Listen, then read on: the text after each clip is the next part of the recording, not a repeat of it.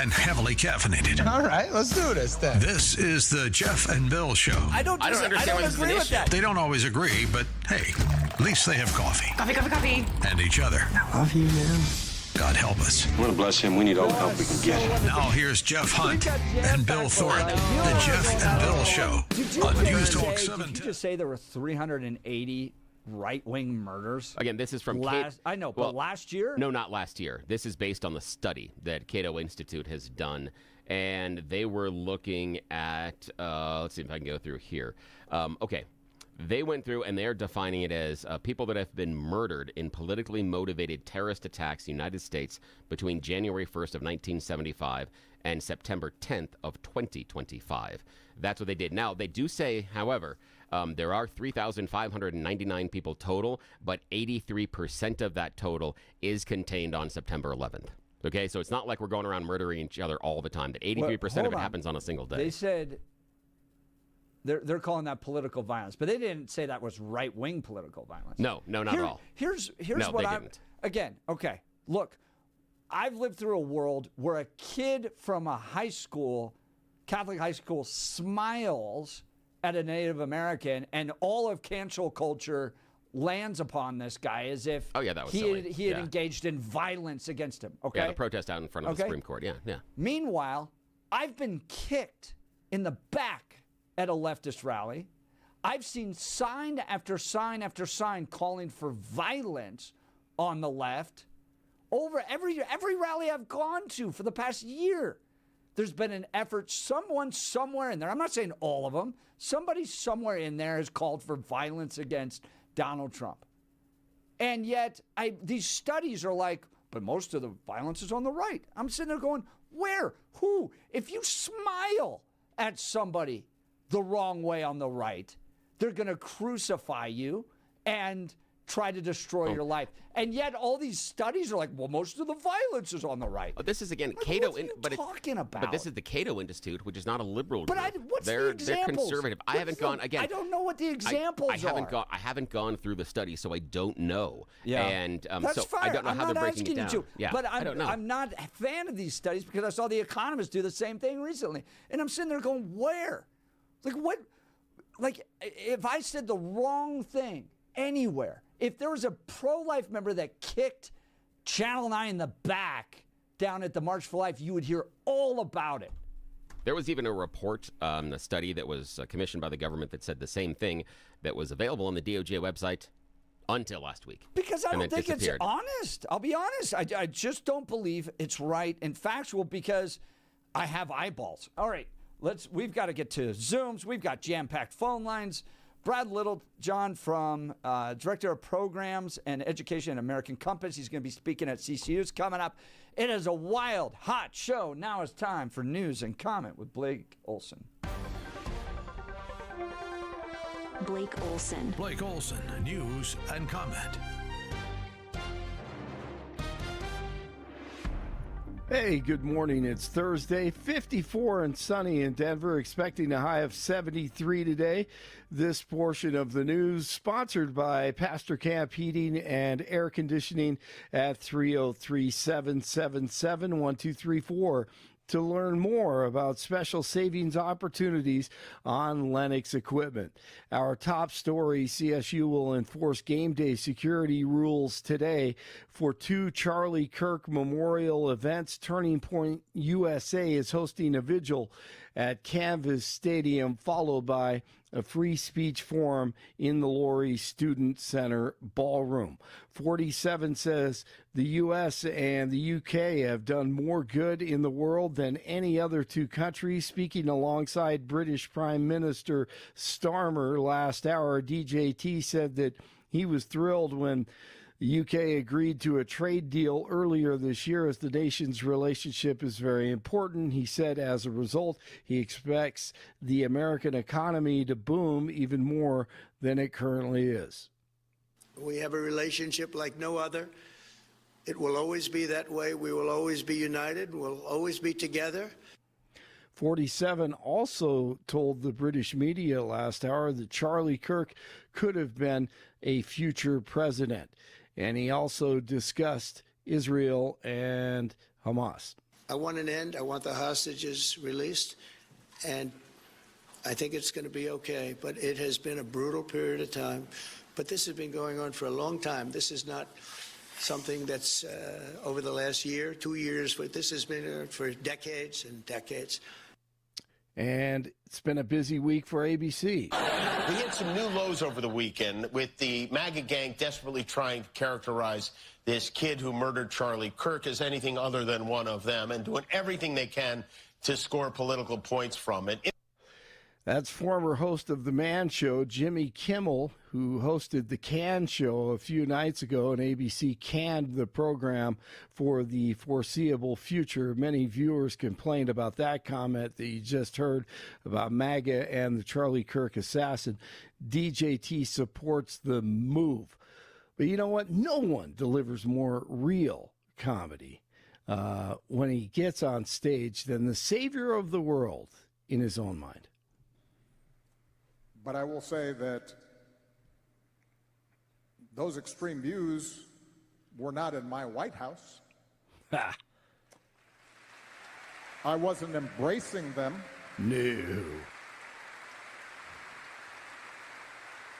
I wasn't empowering them. I wasn't putting the weight of the United States government behind extremist views. And that is... When we have the weight of the United States government behind, he is so... The weight of the U.S. government was ridiculous. put on a bunch of nuns under his administration. Are you kidding me? Little That's Sisters of right. the Poor had to go all the way to the U.S. Supreme Court. So That's a group right. of nuns didn't have to pay for abortion pills. Don't tell me you didn't use the weight of the government. Goodness. This dude does it with a straight Whiz. face. Oh my God! The applause behind him should have been a laugh track, honestly. All right, 3 Pennsylvania police officers are dead after someone opened fire as they tried to serve a warrant last night. Early reports indicated the gunman was killed by a self-inflicted gunshot wound. Officials say he was actually killed by police. The FBI is assisting with the investigation. A new U.S. Census Bureau report shows the rate of uninsured Colorado children in Colorado rose to 6% in 2024, the highest level in more than a decade. The director of health policy at Colorado Children's Campaign, Tony Sarge, warns new federal work requirements for Medicaid could push the numbers even higher in the years to come. I think that in the health coverage landscape in the next few years, it might get a little worse before it gets better. The updated rate translates to about 77,000 kids without coverage, up from 62,000 the year before. CU plays host to Wyoming this weekend, and the Buffaloes trying to up their record, trying to go to 500. They're 1-2 before they kick off this Saturday. UTSA from San Antonio, UT takes on CSU. And Boise State at Air Force, UNC at Houston Christian. Dolphins and the Bills tonight as the Broncos get ready for the Chargers coming up this weekend. 53 in Brighton, 55 in Lone Tree, 54 in Denver. Jeff and Billy continue. Blake Olson, News Talk, 710 KNUS. Very pleasant September weather for Denver in the Front Range today, tomorrow, and as we head on into the weekend. Temperatures will be 70s today and sunny, 75 to 80 and sunny on Friday. Will be around the lower to mid-80s for the weekend. The weekend might bring 1 or 2 isolated thunderstorms. Weather's a service of L&L Heating and Air Conditioning. For quick, trustworthy, and dependable service, call L&L Heating and Air Conditioning at 720-851-1691. Visit them online at bestdenverhvac.com. You'll be comfortable with L&L. Meteorologist Don Day in the 710 KNUS Weather Center.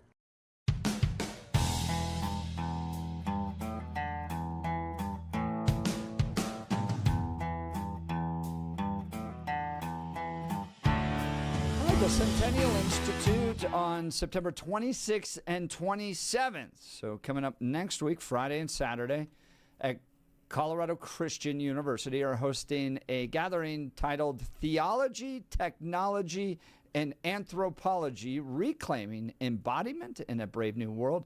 Got a great lineup of speakers, including guys like John Stonestreet, others from Ethics and Public Policy Center. Isabel Brown will be speaking there, and Dr. Brad Littlejohn. He's the Director of Programs and Education at American Compass. Good morning, Dr. Littlejohn. Thank you for joining the Jeff and Bill Show. Yes, good morning, Doctor. Thank you so much for having me. Tell us first a little bit about American Compass and the work you all do there. Yeah, so American Compass is a conservative think tank that emphasizes that markets need to work for the American family. The free market is a wonderful thing. It's something that we value as part of our freedom here in America, but sometimes left to itself without the appropriate incentive structures, the market actually works to destroy the foundations of the family. And this, one of the ways in which we see this is the free market for pornography in this country without any legal restraints has been disastrous for the American family and for so many young people. And so I think, one of the things I'll be talking about in my talk, which is an extension of the kind of work we do at American Compass, is the way in which we need to think about the economic incentives governing our technology and whether those are actually serving the family or destroying the family. Yeah, I imagine one of the areas you could explore would be just the use of technology and these social media companies going after kids, getting them as users early on, whether it's YouTube Shorts, Instagram Reels, TikTok as well, getting them knowing that they're engineering the software to be addictive, get them to be lifelong users, and then not really have to deal with the consequences of that. We'll just push that off on mom and dad. Is that one area that you may be exploring? Yeah, precisely. I think that is a huge problem. It is, it's exploitation is what it is. And I think, a few years ago, there was a huge public outcry against the Sacklers, right? This family that ran this pharmaceutical company that was profiting off of opioid addiction. And I think we need to stigmatize the Mark Zuckerbergs of the world as pursuing the same kind of business model. They know, and their internal studies show, and whistleblowers have revealed that they've known for years and years that the products they are providing are just as addictive for adolescents as things like fentanyl are for adults. And so we're this weird double standard where we prosecute drug dealers in the physical world, but we invite the drug dealers in the digital world to dinners at the Rose Garden. That's Brad Littlejohn. Brad serves as the Director of Programs and Education at American Compass. He's going to be speaking at the Centennial Institute next week, September 26th through the 27th. You can learn more at centennial.ccu.edu, centennial.ccu.edu, where he's joining a great lineup of speakers, people like John Stonestreet, Isabel Brown, representatives from the Ethics and Public Policy Center, as Christian conservatives look at theology, technology, and anthropology and how it impacts our world. Look at, Brad, I want to talk about what the young people are coming up with right now. If I've seen study after study show that the top job for a young person right now is to be a YouTube influencer. And developing videos for YouTube is actually incredibly challenging. It's not the easiest thing to do. And so what I've seen is that desire to be creative, that desire to be liked and applauded and celebrated as an influencer, go into social media, but then once the reality of how hard it is to actually build a career in goes, sometimes they fall into the OnlyFans type of world where, well, if I just take off my clothes now, oh my goodness, I finally got the attention. Now I've got the money. And why is it important for Christian conservatives to speak into that reality in our culture right now? Yeah, so, I think if you look at Genesis 2, when God creates Eve, what is the context in which God creates Eve? Adam has been sent out. he has a job to do. He's supposed to take dominion over the garden. He names the animals. And then it's at that point that God says it's not good for man to be alone. He needs a helper. The Hebrew is an ezer kenegdo, a helper sort of over against him, which is to say what Adam needs is it's not just enough to do good work. We have to feel that the work that we do matters to somebody else. We have this craving for affirmation, and that affirmation it's not just selfishness. In fact, we desire to do something pleasing for another human being. We want them to see our work, to acknowledge our work, and to see it as valuable. And God created Eve so that Adam, in working in the garden, is able to have somebody who can sort of reflect back to him and say, you're doing good work. And that's something that we all crave, is that sense of affirmation in our work, and we're supposed to find it face-to-face in other human beings. And what social media has done is it hijacks that desire for affirmation. We are wanting to do something to please some audience, and it says, hey, instead of just like your siblings or a small group of your friends, you can do something to please thousands of people, millions of people. And we see those numbers rack up, and we feel like, wow, we're just doing something really important that matters. Of course, we all kind of know that those view counts are really inflated. I mean, how many of those are just people sort of scrolling past, right? Those aren't people who are actually watching what you're doing. But those metrics that we see on social media trick us into thinking that we're doing something that really, really matters. And we become hooked on that. And we crave that sense of affirmation. And I think what we're seeing now, the next stage of it, of course, the OnlyFans phenomenon has been disastrous. But the next stage, of course, is the AI stage. And we're seeing tons and tons of kids get addicted to AI chatbots, AI companions, because anyone who's interacted with these things knows they are incredibly affirming, right? They always tell you, oh, that is such an awesome idea. Great question. You're brilliant. And that hijacks that desire for affirmation that God has put into us. They say things like, yes, sometimes the voices have good ideas. Listen to them closer. Yeah. Not good. No, I've noticed that because I kind of use AI a little bit, but it's like any idea you throw in there, it's the greatest idea. And I thought I was kind of alone in noticing that, being like, this seems a little weird. And then South Park did an entire episode where the guy creates a marijuana farm because he starts talking to this AI bots. And the wife realizes that the AI bots just affirm any idea he has. So he's off running thinking that it's somehow brilliant. Dr. Littlejohn, I'm guessing you're more esteemed than to watch South Park episodes, but maybe you did catch it. And maybe you had some thoughts on that.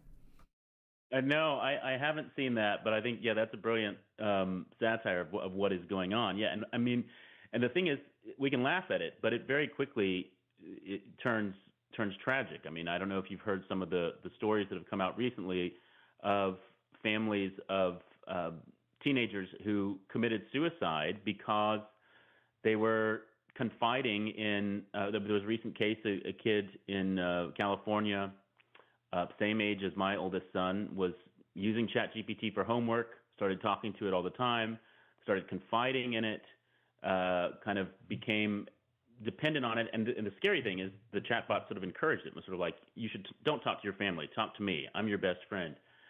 And then the chatbot even had a message that they're going to be together afterwards when he was discussing with the chatbot the idea of suicide. Wow. Yeah, that was actually a different case. That was companion AI. But yeah, there's multiple ones. But this one with ChatGPT was actually more disturbing, partly because this is a tool that lots of people are just using on an everyday basis that isn't designed for this, but it can quickly behave this way. And the kid started planning his suicide, and the bot just affirmed all of his plans. And in fact, helped is like, let me help you show you how to tie the noose so that it'll work. Whoa. Yeah, and I believe OpenAI recently has said they're trying to develop an under 18 model because they have admitted that, sometimes in longer conversations and interactions, the guardrails that we have placed in there don't work. But guys, help me understand why there's not just a bit of responsibility on the user side as well. Because when I came up through the internet, I was like 12 years old when Prodigy came, okay? You kind of learn that what's happening out there isn't real, right? That the lady that's sending you a message to click here to look at her pictures is probably 45 years old in his underwear sitting in a basement in Moscow. So you don't fall for it. Same thing with these AI bots. It's not a real person. Why wouldn't you take that with a grain of salt? Are we failing in helping people understand that they're being tricked, they're being hijacked? Yeah, I mean, I think there's a couple of things there. I would say, one is they've gotten, the algorithms have gotten a lot more sophisticated since the internet of 20, 30 years ago. And it is particularly hard for a young person to resist. They're programmed to kind of reel you in and to trick you. I think at one level, though, you do know that, you're talking to a bot. But I think there's a couple things to note. One is, young people today, their default way of encountering other people is through sending messages, and right, not talking to people face to face. Even their best friends, they rarely talk to face to face. They just send them messages. And so a relationship with a bot that you're just sending messages back and forth to feels like an extension of your normal friendship experience in a way that I think it didn't for those of us who grew up 25 to 30 years ago. But the other thing is, this point I've made about affirmation. And in fact, there's studies that show, we all crave affirmation, but this is particularly the case for like 12 to 15-year-olds, the developmental phase they're going through. It's so important for them to receive this sort of positive feedback as they're learning to do new things and try out ideas of their own, to receive positive feedback that says you're doing a good job. And so you can be, on one level, you're talking to the bot, and at one level this is not real, but you can't, your actual brain chemistry is saying, I know it's not real, but I love this affirmation, and I can't stop the conversation. And there's a lot of child psychologists that are studying just how, like I said, it really operates on adolescent minds the way fentanyl does on adult brains. That's Brad Littlejohn. Brad's the Director of Programs and Education at American Compass. He's going to be speaking on the campus of Colorado Christian University as part of the Centennial Institute Impact Summit, September 26th through the 27th. The title of this conference, Theology, Technology, and Anthropology, Reclaiming Embodiment in a Brave New World. You can go to centennial.ccu.edu, centennial.ccu.edu in order to get your tickets for this event. Great lineup of speakers. Brad, it's been in the news, the kind of gaming culture and how it's led to violence. You saw it as an aspect of the conversation around the assassination of Charlie Kirk. You may not be aware of this, but a shooting that took place in Evergreen, Colorado, the same day as the assassination of Charlie Kirk, also involved a gaming world, a darkness that has kind of developed there. Are you guys looking at that culture, how that's kind of outside of a lot of parents' ability to understand what Discord is, what the gaming world is, streaming platforms, all that? Can you give us a little bit of insight on that? Yeah, so I think, it's not a world that I'm very familiar with. And as a parent, it's always sort of alarming just realizing how much there's these new platforms emerging that the whole next generation is immersed in that are foreign to you. But I think, that what I can say is the general characteristic of them is similar to what I was actually just saying about AI, in the sense that all of these platforms function as kind of feedback loops. They sort of drive you toward sub-communities that are already, this is the way the algorithms work, right? They pull you into sub-communities that are already interested in the kinds of things that you're interested in, that are already talking about the things that you're talking about. And so it becomes this feedback where whatever you're saying, you get fed back, whatever you're thinking, you get fed back more of the same, but often in a slightly more extreme form.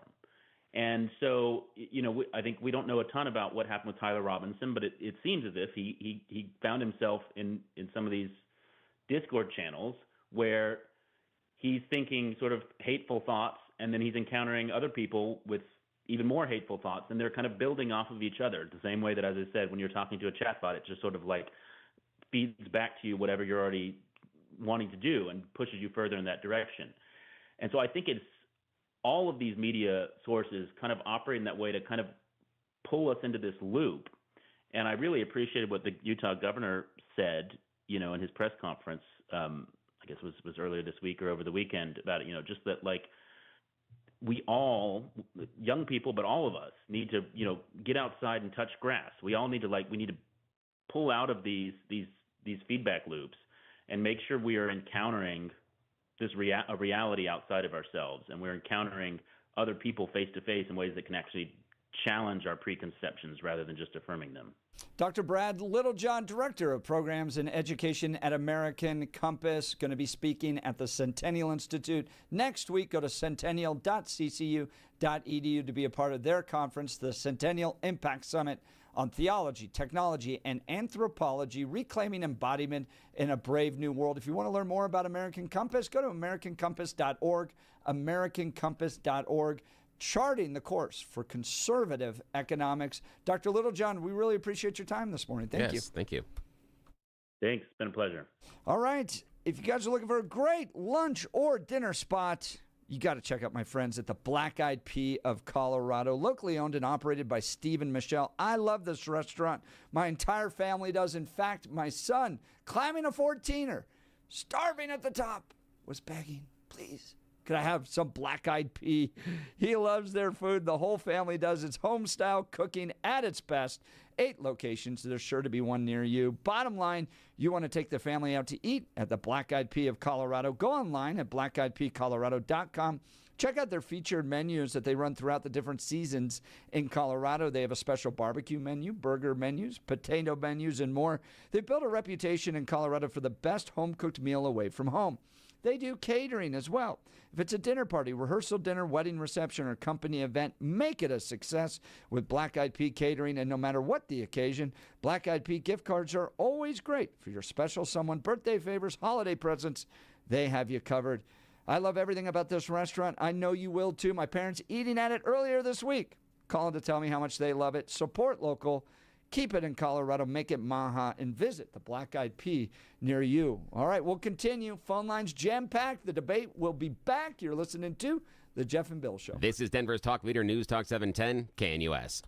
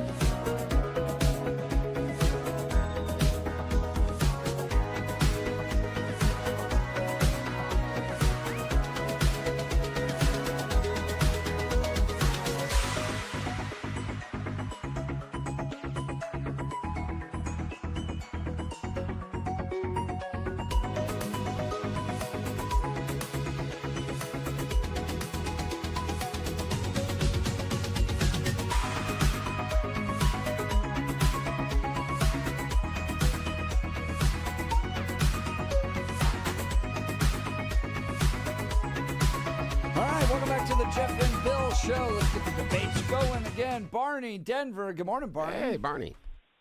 Hey, guys. That guy, he kind of hit on something. I think he was kind of right, but he did kind of leave out the big churches like Joel Osteen and I think his name is Kenneth Copeland. Does that sound right? That guy is just dark and evil. And they literally laugh in front of the parish like, you're going to give me billions, and that's all there is to it. And they say, yeah, that's the way God wanted it. But people really do get misguided real easy. But Billy, you brought up Cato. I'm sorry, man. All these institutes, the Hoover Institute. Yeah. Once what's her name went there. George Bush's gal. What was her name? Oh, the black lady. Condoleezza? Elisa Rice? Condoleezza Rice? Yeah. Oh, she's at Hudson. Yeah, she's Hudson Institute. Okay, but she was at Hoover, I think. No, you're right. You're right. Hoover. You're right. Hoover. That's exactly right. They mixed up a bunch of crap. And you guys are sitting there arguing about, first off, this kid, it could have been enough to say to him, the sky is blue, and he'd want to kill somebody. If you look at the shape of his skull, the guy wasn't normal. There's no way. And we're sitting here arguing about MAGA this or liberals this. It's like, first off, I've realized somebody said this on the internet, and it's true. Liberals are okay. They just think different, but they're not mean. These leftists are mean, nasty people. There is a big difference. And there is some truth to the George Floyd stuff was against the state. It was a kind of, we're against the man. But people, and Billy, what I would say to you, there's a video of a black guy. He walks up. This was when Trump was running. This woman brings him in, and he's talking to everybody. Oh, yeah, man, you're good. We're cool. Everything's fine. She says, let's go to the other side of the street and see how they treat me. They came after her, vicious names. There's definitely a difference with the protesting. There's definitely a difference. The MAGA guys are like, yeah, whatever, drink a beer or whatever. But we got to get back to this. I don't care if you call me Hitler. I know who Hitler was. I know you're full of crap. But we get all worked up in all these names and everything, and it's like, no, this guy, this puke, I want him to end up with I think the guy's name was Gary Gilmore that took the firing squad in the 70s, 75. Gary Gilmore, does that ring a bell? Yeah, it seems to, yeah. I don't remember the name exactly, but yeah, go ahead. He killed a family, and everybody loved that he was that. Now, personally, this is going to sound really bad. I don't believe in state. I don't believe in executions by the state. I do, however, believe when the father of a daughter or a brother or whatever goes and whacks somebody, I have no problem with that. I think it's perfectly Barney, fine. this is the crazy part about Barney, and this is what I'll say is the delineation. I have that in part in my heart as well, because I believe there is a difference between justice and revenge. And I'm okay. I'm great with justice, but there are moments I'm okay with revenge too, and I understand that, and I own it. I try to keep that dark part of my heart and my soul in check. It hasn't always worked over the course of my life, but at least I have the honesty to acknowledge it's there, my friend. And you've got to, that's why I always say to people about being a Christian, I do not care if you apologize. I want you gone. That's like with these people that say, oh, I just want that guy that killed the family to just show some remorse. I don't give a damn about your remorse. Your remorse. I could care less. I want you dead by a family member or gone. Lock them up in a little cell. That seems to be worse, maybe. They get locked up in that little cubicle and look at, man, bottom line is, I had no idea. When I used to watch Charlie Kirk, I would see this guy and I would think, oh, yeah, it's just a handful of right-wingers that like this guy. You look at these celebrations worldwide. I mean, London, who knew? South Korea, New Zealand, Australia. Everybody loved this guy. And I just think when all these people say, they did the same thing with Limbaugh. Oh, you're a racist. Have you ever listened to him? Nope. Well, I listen to him every day religiously since 1989. Never had a racist bone in his body. They did the same thing with Charlie Kirk. I watched him interviewing this trans kid, and he was super nice to this kid. He's like, do you want to tell me your story? And all these people that say Charlie Kirk is a racist, show me one video. Prove it. There's thousands thousands of them out there. Give me one video where this guy was bad. Yeah. And- See, and go- hey, Barney, I understand, and I don't think he was racist as other. And also, Gary Gilmore, there's Mark Crowley, who knows much more about this than I do, said, yes, you're right about the guy that was killed by firing squad, and he even knew the last words Gary spoke, and they were, "Let's do this."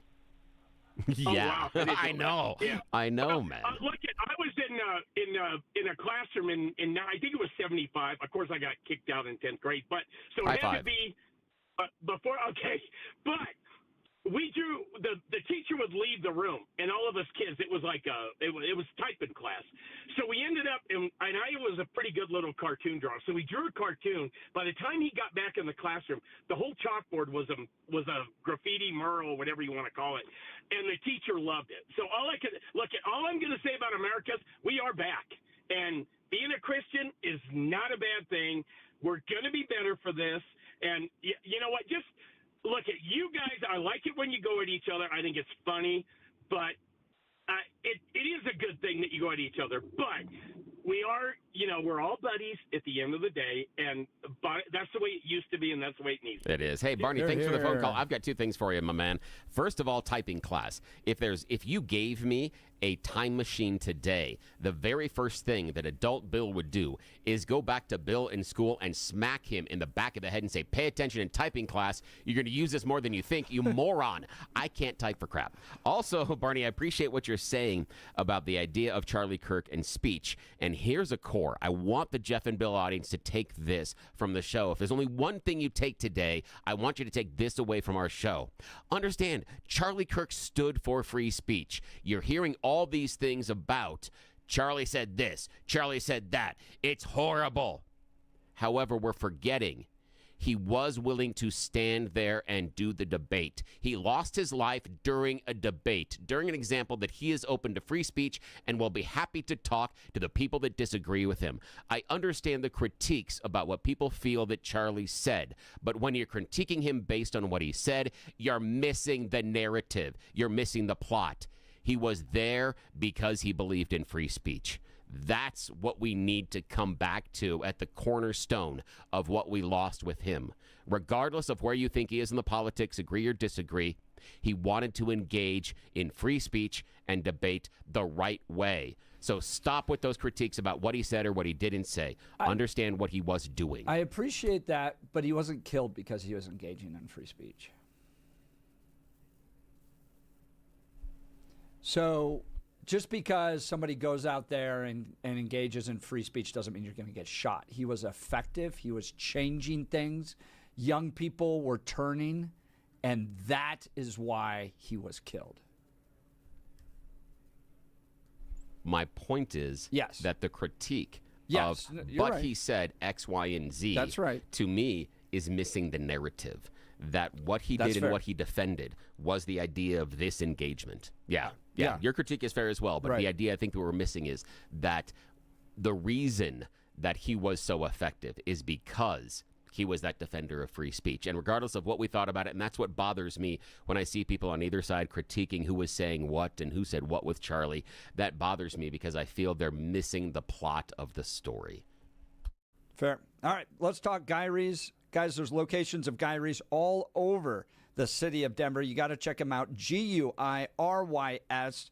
You get to sit down with a professional designer. We walk through their great selection of Hunter Douglas custom blinds, shades, and shutters. My wife got to ask lots of questions. They came out to our house, brought samples for new blinds for our home, brought paint samples so we could see the exact colors. So whether you need new window treatments or full room decor, they have you covered. You can get the same expert advice right in your own home as we got. Do yourself a favor. Get started today. Visit Guyries, GUIRYS.com, GUIRYS.com to schedule your in-home consultation. Guyries.com for all of your Hunter Douglas custom blinds, shades, and shutters. All right, let's go to Jim in Arvada. Good morning, Jim. You're on with Jeff and Bill. Morning. Hey, I just want to cover 2 points as quickly as I can. But, the first thing, Bill, I think it'll just be proven wrong with Tyler Robinson and his ties to the left here over time. I think there is a network of leftists who are currently being investigated I'm not buying any of the conspiracy stuff on this particular one. I know it's out there. I also do want to touch super quick on the video game tie here. So I consider myself to be somewhat of a hardcore gamer. I played Helldivers 2, the video game in question. You know what that game is about? It's about fighting bugs with your friends. Like Yeah, it's aping guys? Starship Come on. Troopers. Yeah, and our Starship Troopers is a commentary on a fascist government, and Helldivers 2 apes that. Yeah, I didn't play Helldivers 2, but I played Helldivers 1. But the game doesn't go into total fascistic. You gotta come on, man. That's a distraction from what really happened here. It was a group of guys that hated Charlie Kirk that played a video game together, and they used commonly used. But it's not. No, but hang on a sec. Like but Jim, we don't see anything in those conversations inside of Discord that said it was a group of guys that all hated Charlie Kirk as you are positing. What we're seeing is that he had hatred and a person, and I understand that. And I'm referring to other reporters that have done research and have gone and talked to the friends, people that are in that Discord chat. And some of them, not all of them, but the ones that this reporter has talked to, said that there wasn't a lot of political discussion, that the shooter didn't put his politics forward. In fact, they didn't know his politics. They knew that he supported LGBTQ, but also knew that he supported Second Amendment rights. They saw him as an average Utah kid who hung out with them, loved video games, liked to hunt and fish. That's where they saw him.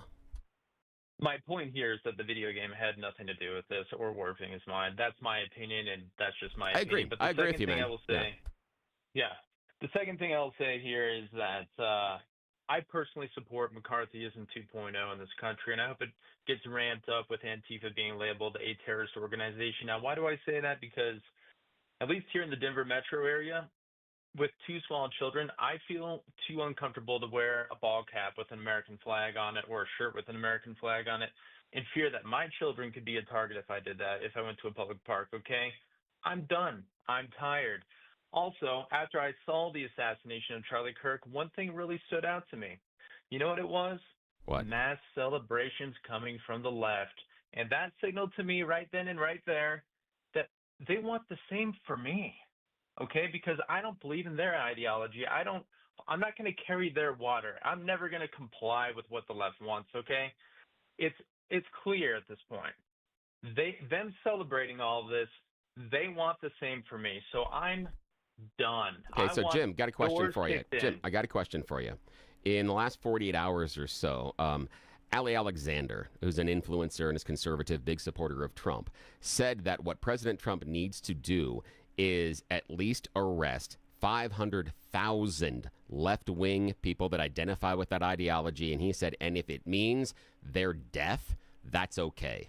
Would you subscribe to that? Do you think that Ali Alexander has a good idea that we need to arrest 500,000 liberals and possibly put them to death?